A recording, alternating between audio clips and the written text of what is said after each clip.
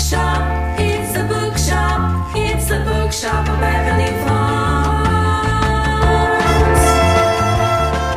Howdy, everybody. It is Sam Feifel, your host of John Updike's Ghost, your favorite little podcast about reading, writing, literature, bookstores, and all things awesome. Today, I am joined, as always, most of the time. Didn't come last time, but that's fine. The co-owner of the bookshop of Beverly Farms, all-around great person, Hannah Harlow. How are you doing today, Hannah? I'm very happy to be back. I really missed you. It's really good to have you back. Yeah. You could have bailed again this time because we have a guest again this time, but I'm appreciative that you managed to show your face because we are also joined. This is John Updike's Ghost first, I think, that we have guests on 2 straight episodes. Back to back. It's very exciting. We are joined by Nina MacLaughlin, someone who I've known for a very long time, going all the way back to the heady days of the Boston Phoenix when things were awesomer than they are now. I know that's hard to believe, but I would say that 2003 Boston Phoenix might have been the very tip-top of my personal publishing career. It's been all downhill since then, which is terrible. But Nina is the author of Winter Solstice, which recently won the Massachusetts Book Award for nonfiction, which is amazing.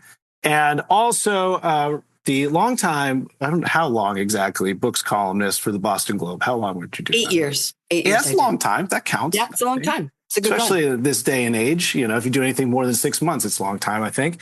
And the Boston Globe made the terrible decision to trim their book's content because of capitalism, I'm sure. But Nina has soldiered on and has kept the New England Literary News going as a Substack, which if you search New England Literary News on Substack, you can go there. Also, nina.mclaughlin.substack.com. Did I get that right? Not quite. Nina MacLaughlin.substack. Oh, there's no dot between the names. All right, that's terrible. Anyway, thank you for being here today, Nina. Absolutely my pleasure. I'm so glad to be with you guys. Well, you know, because you're an ardent listener of the podcast, I'm sure, that we don't like to have big plans here, but we do try to have a little tiny bit of an agenda. So on my agenda, even though I asked all of us to read books that were going to be at the Newburyport Literary Festival, I have not managed to do that. I've instead read 2 small little books this time around. I have, because I found on the calculation of volume 2, just in a bookstore that I happened to be in. I had to buy it because I read 1 and I felt like I really needed 2. And then also I have maybe the strangest book I've read this year called Lobster, which is by I've heard about this book. Guillaume Lacasble, translated by Polly McLean. And I will tell you how this came to be in my possession when it gets to be my turn. But it is truly strange. I've heard what is weird things about that book. It's so weird. What is on your agenda, Hannah? I was just going to talk about one book because it's kind of in the long. So I'm moderating a panel at the festival for the virtual portion of the festival, and I'm going to talk about one of the books I'm reading by one of the authors on that panel. It is Little Great Island by Kate Woodworth. Oh, okay. And I will talk more about the panel and some of the other books when it's my turn. That's excellent. I'll let you know when it's your turn. Thank you. Nina, what is on your agenda? Wow. I'm delighted to talk about the Newburyport Book Festival, which I think is a great annual event, and can talk about a book, an author featured there that I feel psyched about. Happy to talk about the column's continuation, and anything else you guys want to rap about. That's great. Awesome. What is this book that's at the Newburyport Literary Festival? For me, this is a new collection by Martin Espada, the poet. Oh. It's called Jailbreak of Sparrows. He is like hugely awarded, National Book Award, T.S. Eliot Prize, and there's a real kind of plain spoken power to his work, I think. Sort of this real kind of not flashy, but with this like true verve and vitality. So he writes about going fishing with his pals. He writes about this neighbor who was 6'6", that he shot hoops with when he was a kid. Writes about racism, writes about being a lawyer, which he used to be. It's an excellent collection. I think it's cool he's going to be at the festival. What was the National Book Awarding collection? Was it Floaters? Floaters, I think, was, yeah. Yeah, cool. Yeah, he seems really cool. And we are selling books at the poetry portion of the festival this year. So I just ordered his books. So now I should actually read them. Yeah. Wow. How did we get the very lucrative poetry we just table lucked out. at the Newburyport Literary We totally Festival? lucked out. Yeah. Nina, you are, I think, one of the more ardent supporters of poetry in New England. It's one thing I really appreciate about the first few. You did it with the Globe as well, but I actually, don't subscribe to the Globe, so I didn't see that as much. But I do subscribe to your podcast, to your Substack, and so I see them all the time now. And I notice that you're always making sure to have poetry featured. You picked this book to read here in the lead up to the little podcast. How are these kind of poets keeping themselves alive? There are very few one of the things I appreciated about this coming to my email box, I was like, I don't know anywhere else to get poetry information in sort of mass media. Tell us a little bit about how you're even finding this stuff. You're just talking directly to the publishers. You have a network of friends, I'm sure, but what does the poetry universe in New England look like nowadays?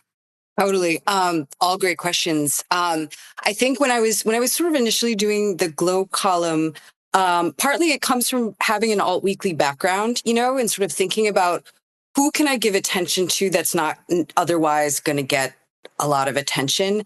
And poetry gets no ink, no one writes about poets. Zero. Particularly in in the sort of big sort of city daily papers. So it felt like a real opportunity for me to sort of shine light on people who would not otherwise get written about, or if they did, would be written about in very sort of small platforms. So I did feel like it was a real priority for me in the column. And so at this point, because I've been doing it for so long, I do feel pretty juiced into the scene. So people are sending me stuff all the time.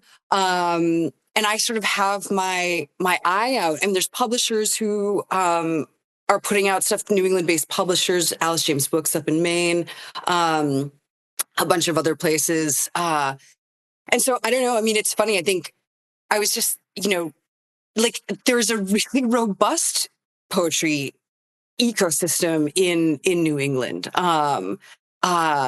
Stuff from really young poets coming up, which is really powerful and cool.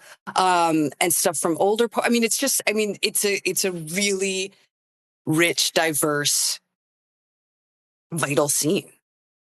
Yeah, Hannah Yeah, gets credit often for having a good poetry selection. I have really nothing to do with it. Hannah does all the buying. But it's we sell a lot of Mary Oliver. There's a ton of Mary Oliver. There's like some big names that we sell. I think it's hard for people to get beyond. It's just like with the fiction. As you kind of go back to your trusted readers, a lot of people come in. They have names that they know. There aren't a lot of poets in pop culture, and so it's harder. I think people have to take a deeper chance. Are there 3 or 4 New England poets that are at the top of the popularity list where they might be accessible, or that something that I'm willing to take a chance on somebody? Robert Frost. Yeah, no Robert Frost allowed. Wow. Like an all-time New England poet? No, just like right now, someone who's publishing right now that you're like, okay, if you're going to take a chance on a poet, this is somebody that I think you are going to like.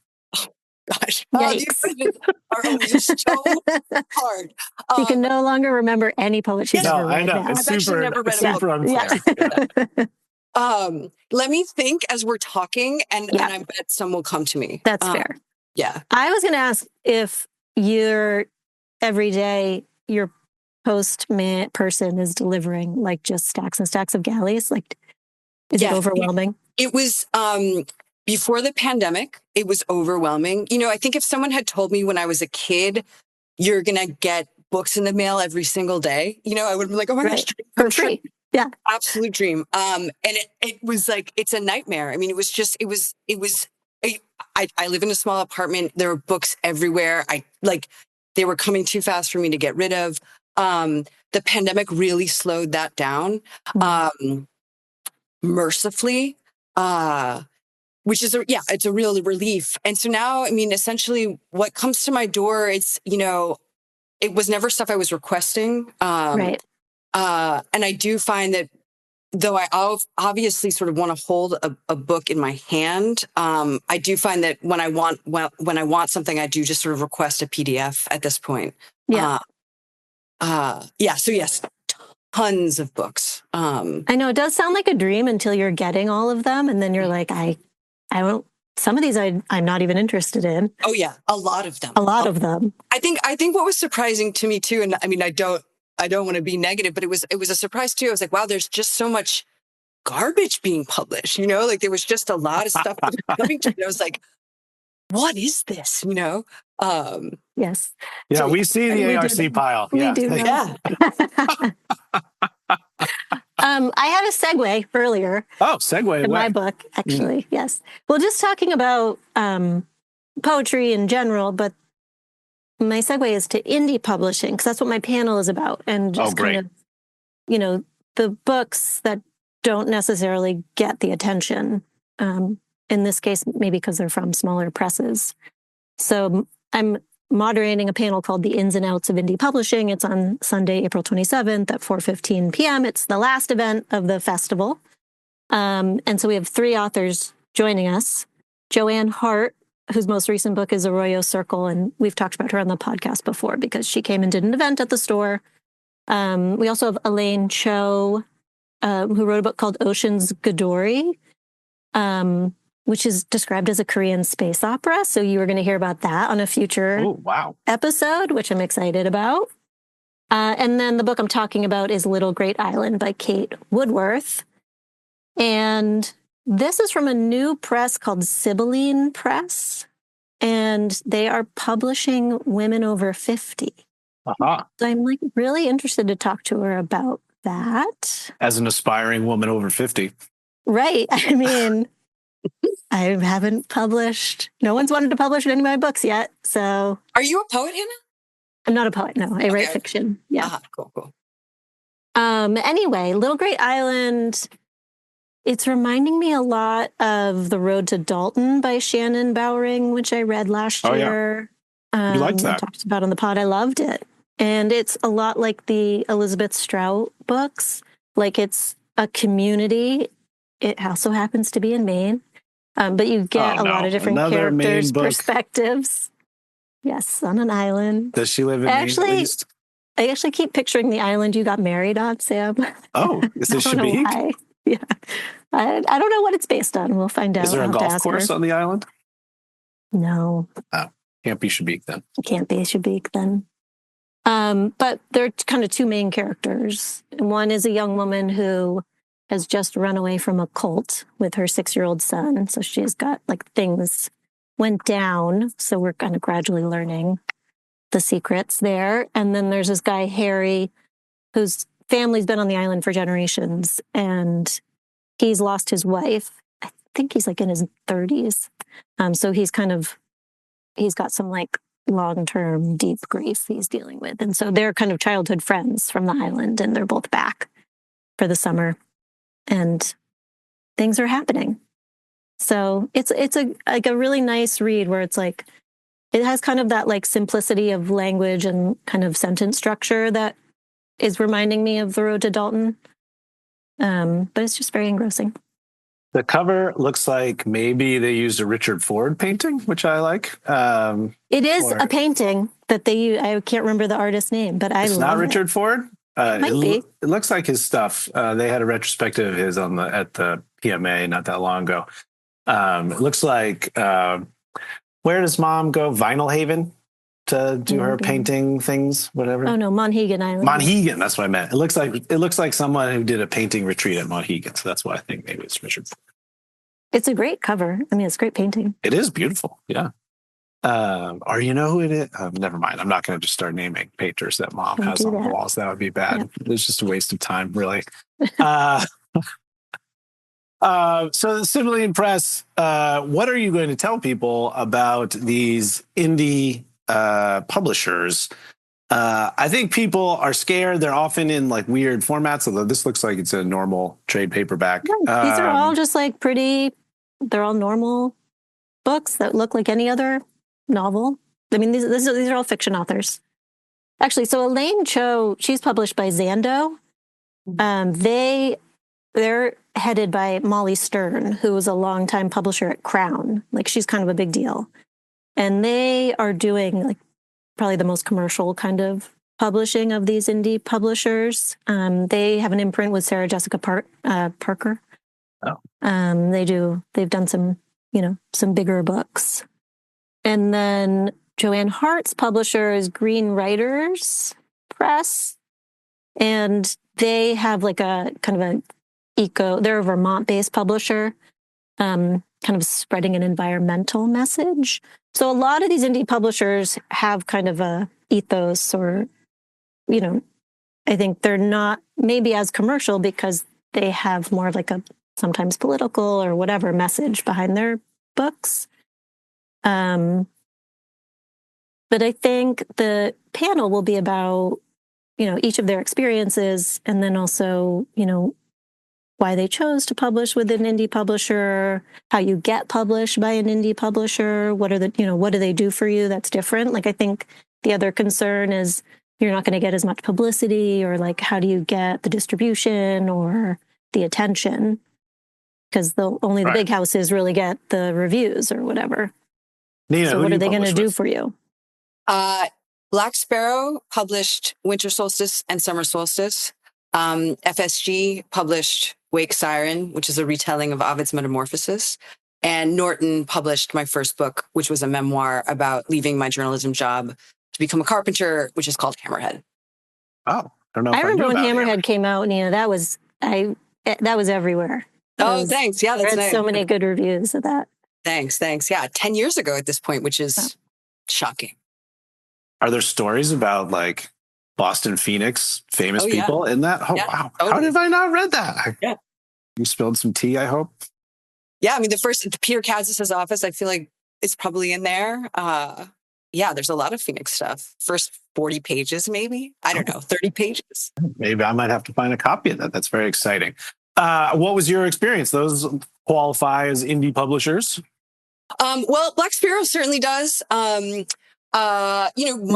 is. Yeah. I mean, what'd you say? For sure, Norton for sure is. Yep, definitely. Kind of one of the last mid-sized publishers, and FSG is not because it's part of Macmillan. But yeah. Norton and FSG, I think, have both. Those are, I don't know, I think of a sort of bigger deal. They have this sort of machinery in place in terms of publicity, in terms of marketing. Black Sparrow, a much smaller operation. The covers that they did were beautiful for those two very small books. They're very slim essays. But it's been positive sort of in all the different iterations. Each one's been a little different. I think everyone at this point, all writers are kind of responsible for banging their own drum. And really getting the word out as much as they can.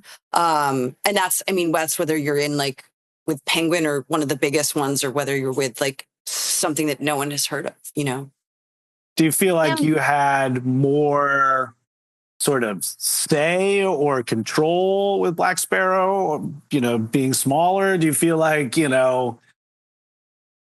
it was more directly aligned with your vision or anything like that? Or, did you not have that experience with larger companies? That's interesting. I think partly it was a situation of getting to be, having done this for a while and sort of knowing when to push back and when to sort of say, like, this is actually, what is cool with me and what isn't.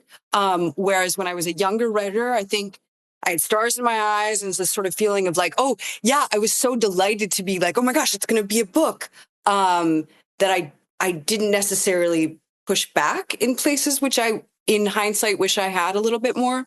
So it feels, I don't know, I think it feels less to me sort of indie or non-indie. It feels more like having a better sense of when to sort of pick my battles, I think. That makes sense. Does make sense. Because my segue is Lobster, which is published by Daedalus Books. I don't know really anything about Daedalus. I got this book because I went up to print, which is right around the corner from my office. So it's published in the UK by Daedalus. And I told Josh that I wanted a small book because I was busy. I needed something to read in a hurry. Josh told me, asked if I was okay with something weird. And I was like, I like weird. That's exactly what I want. And so he put this book, Lobster, in my hands and told me nothing really about it and said, if you're reading it in public, people will just think it's like some cheesy book about Maine and they won't, probably ask you any questions because you really don't want to talk about it in public.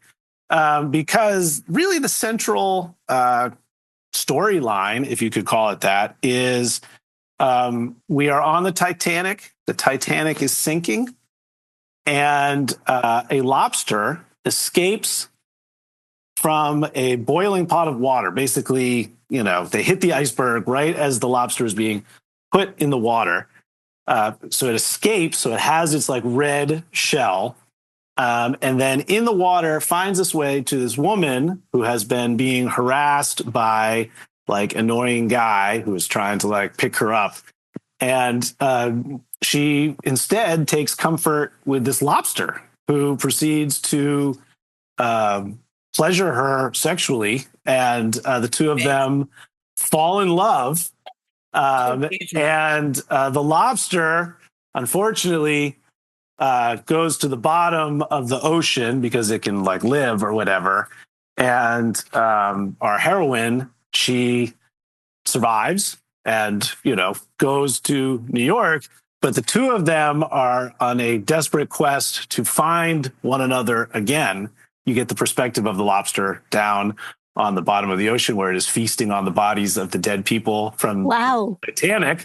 But it's thinking that whole time about getting back to, this woman who has, made him fulfilled as a lobster for the first time.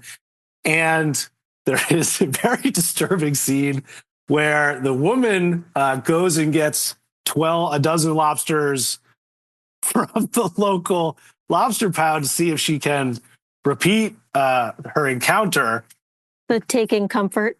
Yes, but she is not able to. She can't find a lobster with the requisite skills. Oh my God. And is this a French author? Is that Guillaume Lacasble? Yes, it's in translation. He has a French name. I don't know if he's at. Let's see. He was born in 1954.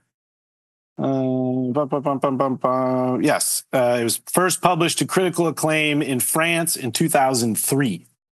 Right. So he is French. Yes. So maybe it's distinctly French. The translation must have been really interesting work. It's quite graphic at times. But I could not put it down because it was so crazy. And I really enjoyed it. Thanks to Josh at Print for, giving me this opportunity. Our sales rep it's distributed by, I can't remember who. Somebody big, I don't know. Yeah, one of our sales rep was talking about it, and he was like, people are really into it. And it just he summed it up with lobster sex. And I was like, I don't know what to do with that. Yeah, no, it's really weird. There's lots of talk about, the feelers at the top of the lobster's head. It's amazing. Propulsion that the tail is able to create and, that sort of thing. Yeah. But, this woman had never really experienced sexual pleasure until she met this lobster. So it was a, really great day for her when the Titanic sank. Cool. Actually, both of your books are indie books. It's a real indie day. It is actually, yeah. Because you guys are out of books at the moment, right? You only had one book each. Yeah. All right. Well, I'll translate into, also weird. Although I think On the Calculation of Volume is starting to get lots of attention, I feel like. I don't know. Are we, at one point I thought we were like the only ones who noticed it, but now I feel like. No, I think it did pretty well. I think it didn't come out in November. It did, November 18th. Yeah. Yeah. Oh, right. That's the day that repeats. That's the day. Yeah. Nina, do you know this book? I did. Yeah, it's funny. November is my favorite month. I love November. Wow. And yeah, it's and so when I saw this book, I saw the cover, I was seeing some attention. Some people I admire were into it. And I was like, oh, this is going to be my favorite book. I'm going to love this more than any book I've ever read. And I liked it, and I didn't die over it. I thought it was like sort of that Groundhogian Day conceit, which I was sort of into, but I wasn't completely sort of sold on it. I think it got a little slow for me, like 3/4 of the way through. But like the beginning, I was like, oh my God, this is amazing. Yeah.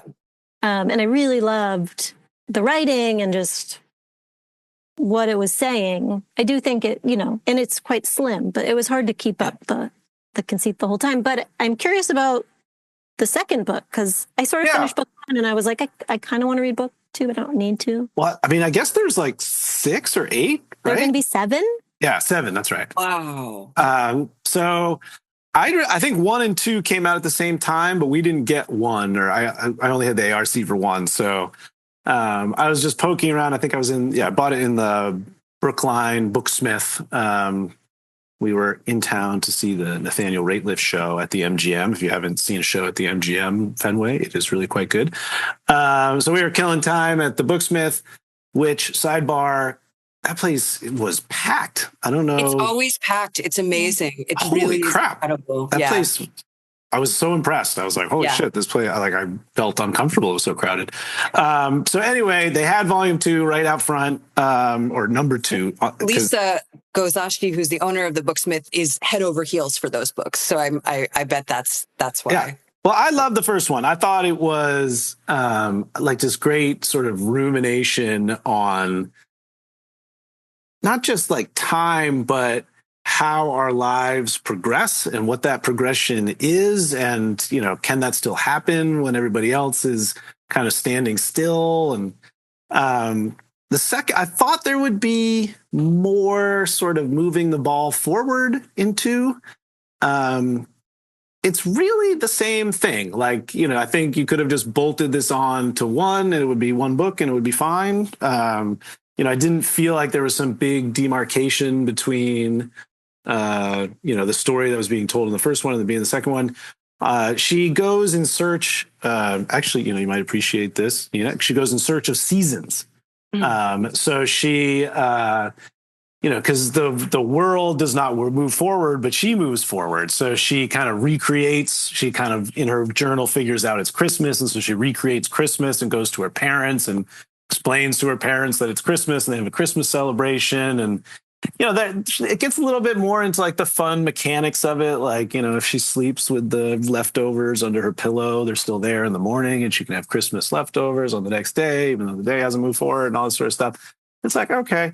And then she decides she wants winter. So she starts going, north and north and north to find snow. And then she goes south and south and south to find spring. And, it's kind of this interesting rumination on like what it is to feel like time is moving forward and the cycles that we're in. And she meets people and the conceit continues. And, I still liked it. Like, it just felt like someone had held out on more of a book and like I could read more of this. That would be cool.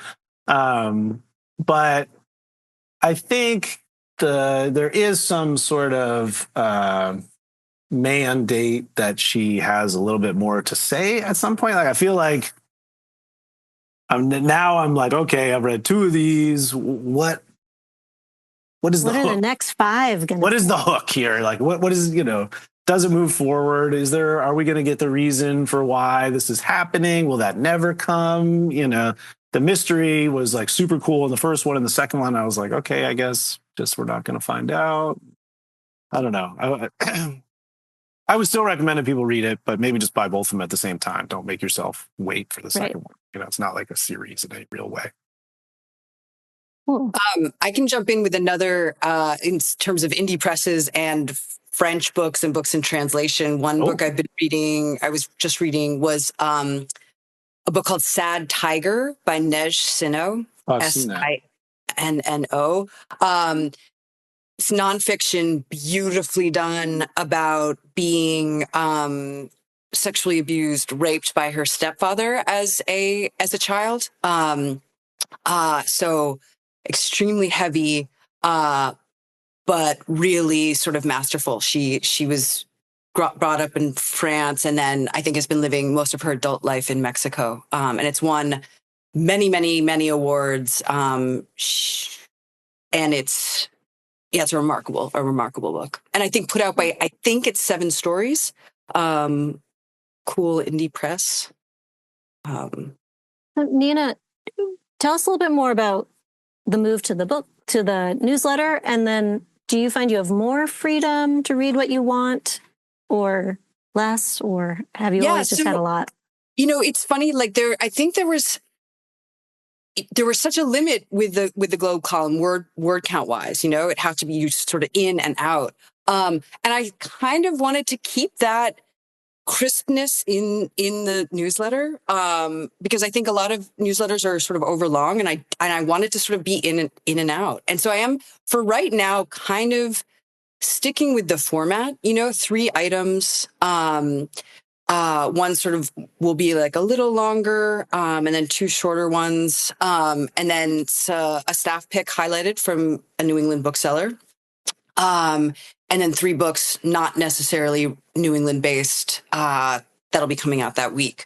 So, I mean, it's, because I had such a system in place for the Globe column, it does feel the same, I mean, it is sort of, the stuff is still coming to me.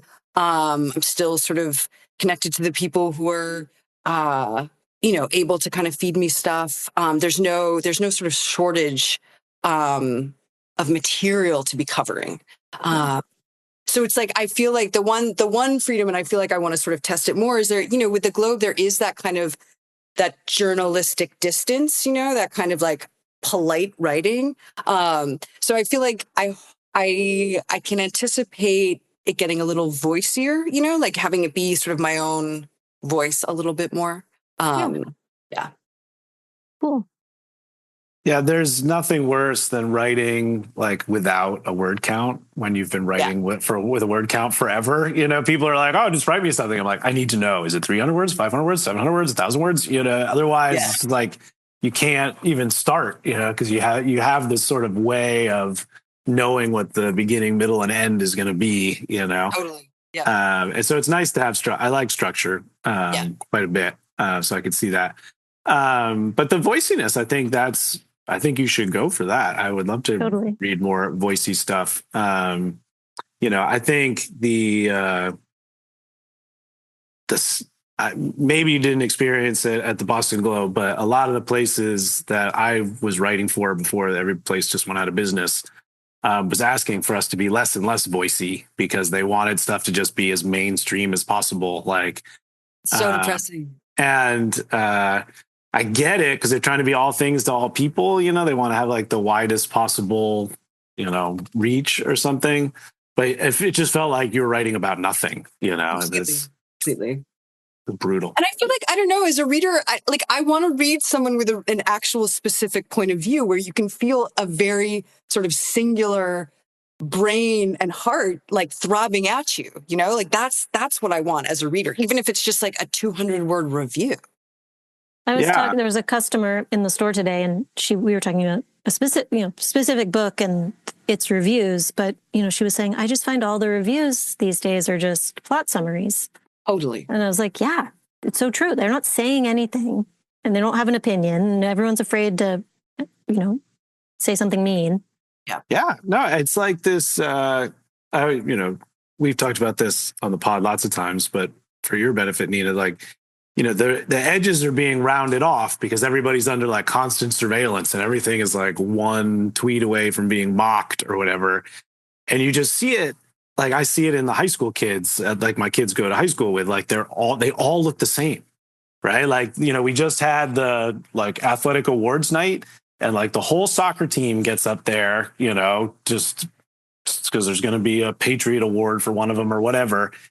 Every single one of them had the same haircut. It was like the creepiest thing I'd ever seen, you know? And then the girls all get up there. They're all wearing the same dress with the same cut at the knee, with the same haircut, with the, you know, with the same general top bottom situation. It's like, I was like, there's no punks or whatever. On my baseball team in high school, there was a kid with a mohawk. There was a kid who always wore a spiked jean jacket. You know, like that stuff is out. It's gone. And I feel like you see that in the writing, and you see it in like the books that are coming through, is like they're just very safe. They stay in the middle. They don't want to veer too far. You know, and that's why I love the weird shit. Like, you know, I've got fucking Lobsters because at least it's like something interesting that my brain hasn't been numbed by for the last 2 years. Totally. I mean, I feel like there's this lack of trust with the reader, that people aren't going to be like, that they aren't hungry for stuff that's going to be a little bit out there and a little bit challenging and a little bit sort of make them think a little harder. You know, there is, I don't know, it's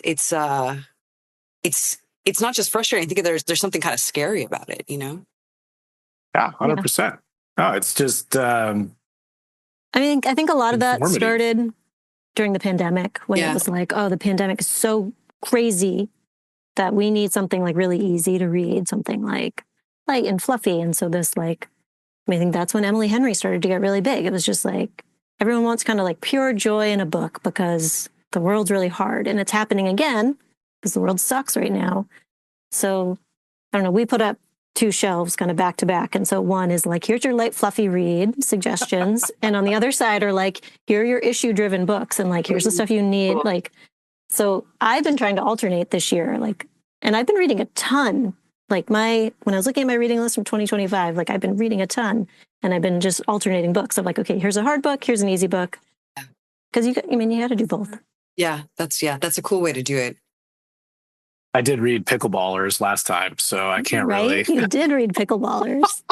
I only read it because my dad is obsessed with pickleballing. That's the only reason. And it was so bad. I feel so. I also kind of I didn't really make fun of the book. I said it's fine for people who like that sort of stuff. But I did imply that Ilana Long was a fake name that was just created to, you know, write porny books about pickleball. But it turns out that's her real name, and she's a real person. So sorry, Ilana, that I doubted your name was a real name. I apologize for that. You really did write a book about people having sex on a pickleball court. I don't know what's weirder, on the pickleball court or with a lobster. That's the question. I don't know. All right. We should wrap things up by telling people once again that the Newburyport Literary Festival is happening April 25, 26, and 27. Correct. 25 is like the opening reception and whatnot. Friday 26 is the main day where we're going to be selling all kinds of poetry books. It's going to be crazy. And then Sunday is the virtual day. Is that right? Correct. Yes, you got it. Also, I know people already know this, but I'm going to remind them that same Saturday, because it always is, because they want to make our lives as difficult as possible, is also Independent Bookstore Day, which must be a banner day for you on the Substack, Nina. Yeah, I mean, that's something that I would always highlight in the column every year, focusing primarily on the bookstores around where I am, sort of Boston, Cambridge, Somerville, and then sort of also exploring a little bit further north. I know, Hannah, you guys are doing some sort of north of Boston stuff. So yeah, that'll be something that'll go into the column for sure. Yeah. Last year we started the North of Boston Book Trail, which I think last year we had 16 stores, and like there was a passport. And so it was like, how many stamps can you get throughout the weekend? I think this year we're up to 19 stores. Wow. So we are extending our hours. All the stores are, so that people can squeeze in as many stores as they can that weekend. I did notice that the Boston area stores have started their own book trail this year. So they'll be competing book trails in Massachusetts. I've been seeing all the sort of bookstores holding up these little passports. I don't know if you guys have that too. Ours haven't arrived yet. We're, really cutting it to the wire this year, which we're all a little stressed about. Yeah, they're coming. They're coming. And I thought I had one from last year, but I don't know where they went. But they're cool. They're like, the passports are cool. It's going to be very difficult to visit all these panel discussions at the Newburyport Literary Festival and drive to 19 bookstores in a single day. But luckily, you can do the slow passport, and there is a slow and steady passport challenge that you can take the whole summer to visit the stores. Did anybody come and get a prize from us? Well, get a prize? People won prizes. Oh. We were not the handers out of prizes. Okay, yeah. So somebody else. Were we the last in anybody's book? Do you know? A few. Really? A couple stores ended up being kind of the natural endpoints for people. We were not really a natural endpoint because people would come to us and then go out to Gloucester. We were on the way to some other stores. So we completed a handful of people's passports and entered them in whatever. But people won prizes. People came and used their gift cards that they won from us. Okay. Because the grand prize is a $50 gift card to every store. Wow. Yeah. That's pretty good. That's pretty great. Yeah, man. That's a lot of books. Yeah. I think that's one. There's one grand prize. I could be misspeaking, but there's another next level is $25 gift cards to every store, which is also a crap load of books. Yeah. So it's good stuff. Pretty good. All right. Nina, anything else that you want to pimp before we wrap this podcast up? I do want to pimp a couple poets. I've been mulling. Okay. Yes. January Gil O'Neill is wonderful. She's kind of local to us. Yeah, she's North Shore, definitely. Teaches at Salem State, I think. Exactly. Jen Martelli, who I actually just wrote about in the column out this week, a great poet. Up in Maine, Jefferson Nowicki. I don't know if I'm saying his last name correctly, but I admire what he's up to. And I had another, and they've escaped me, but those three are people that come to mind. If you think of it, email Sam and he'll put it in the notes. Oh, awesome. That's perfect. True. Yeah. I'll think of a huge list then. I always use Gibson Fay LeBlanc. He's a great poet. He's also the head of the Maine Writers and Publishers Alliance. That's a great, in terms of how I get information, I wish that all of the New England states had that, because there's so much. He sends out a weekly newsletter, or so no, maybe it's sort of, who knows how often, but it's so informative about what Maine writers are up to. And I wish something like that existed in all of New England states, because Gibson gives me so much information in those dispatches. Yeah, he's great. He's also a Phoenix veteran. He was our art writer for the Portland Phoenix for a year and a half or something. Oh, cool. And I believe that it's either his mother, that must be his wife. His wife, I think, is our mom's doctor. That's how small Maine is. Oh, cool. Very exciting. All right. Well, Nina, thank you for being here today. Thank you for coming, this Nina. week. We appreciate it. My pleasure. Thank you guys so much for having me. We have real honor. Very happy to have you. Thanks, Hannah, for returning to the podcast live from the bookshop. It was touch and go there. It was. All right. And thanks to all of you for listening to John Updike's Ghost. We will see you next time.